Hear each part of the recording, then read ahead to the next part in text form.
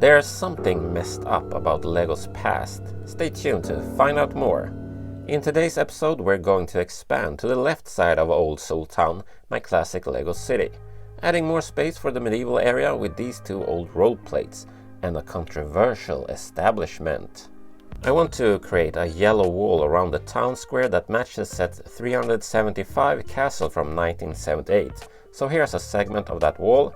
I've left an arch in it so that the barista can come in and clean off the cafe tables with ease. Looks good. To frame that in, we have parts of set 1592 town square castle scene from 1980, which I find so adorable.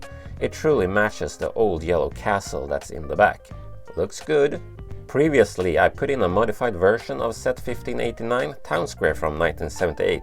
And set 1592 town square castle scene from 1980 feels like a natural continuation of that design. Set 1592 town square castle scene from 1980 also sports a bookstore. I have a replica sticker on the awning and I realized that it's the wrong pattern, which is a bit annoying but still looks okay.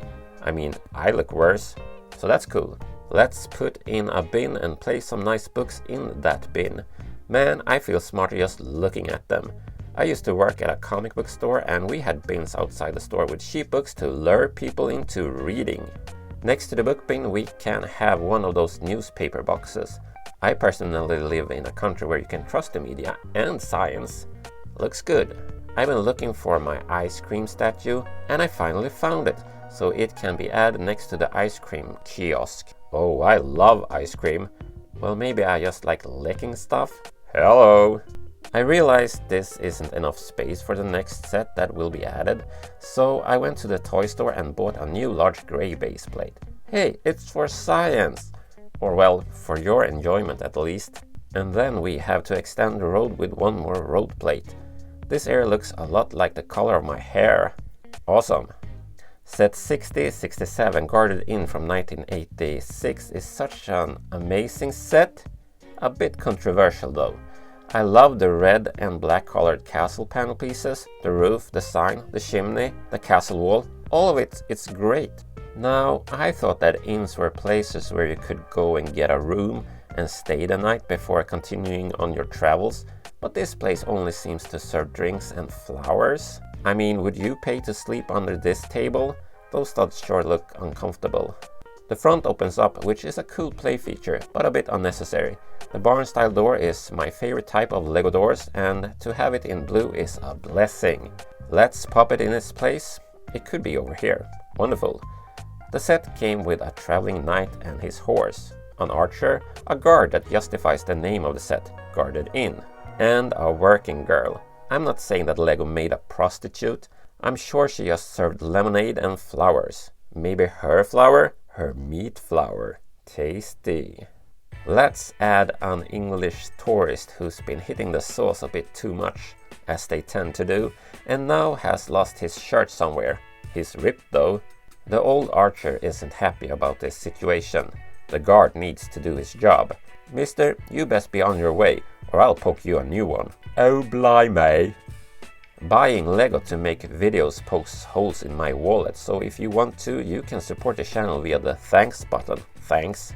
After the incident with the Englishman, they need to step up castle security. And what better set for the job than set 6035 Castle Guard from 1988. This set also came with a knight and another flag, but I think this Swedish flag from an old SpongeBob SquarePants set looks good. I wonder if this build was supposed to be a tent. Anyways, the roof is on hinges and can open up so the guard can get some fresh air. That goes in on the right side of the drawbridge. And a second one goes into the left so we get both sides covered, which is important. Looks good. The bookstore actually don't have any books in its original form, so let's do something about that. I made this bookshelf with snot pieces, plates and tiles, and here's also a smaller version. They fit snugly in the store, and I also added a bloke who works in here. Here's a lady who needs a job. No, not that kind of job. Get over it! Oh, looks like she just got hired at the fish and chip stand. Kids these days sure love fish and chips with vinegar. So tasty. And here's a fella who really loves vinegar. Let's add some flowers to spruce the place up. And a guard. This one is from set 697, City Square from 2015. A bench to comfort your butts. A book lover. A nice lady that the book lover is going to start talking to, and she's too polite to tell him to fuck off. Here's a sporty wheelchair athlete. Such a cool figure to have. And a classic lamp post. This is a modernized version of the car from set 1592, Town Square Castle scene from 1980. The driver is also English and drunk, so that's why he's driving on the wrong side of the road. His top hat made me remember that I also have a statue of a geezer with a top hat.